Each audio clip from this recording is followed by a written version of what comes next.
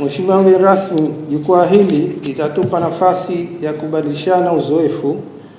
kujifunza, kujadili changamoto mbalimbali pamoja na kuibua fursa mpya zitakazoimarisha mchango wa taaluma yetu katika maendeleo ya Zanzibar na Tanzania kwa ujumla. Mheshimiwa mgeni rasmi,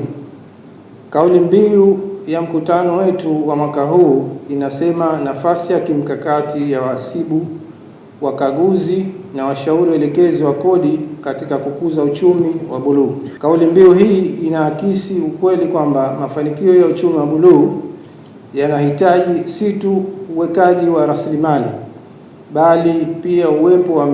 mifumo madhubuti ya uwajibikaji, uwazi na usimamizi bora wa fedha wa sekta hiyo ya uchumi wa buluu. Mheshimiwa mgeni rasmi, kada ya taaluma hizi ina nafasi ya kimkakati katika kuhakikisha kuwa rasilimali zinazotokana na uchumi wa buluu zinasimamiwa kwa ufanisi, zinachangia ukuaji wa uchumi na kuleta maendeleo endelevu kwa taifa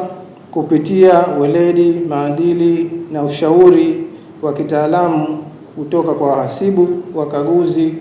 na washauri elekezi wa kodi wanaoendelea kuwa wadau muhimu katika kujenga uchumi imara, ushindani na wenye manufaa wa kizazi cha sasa na kizazi kijacho.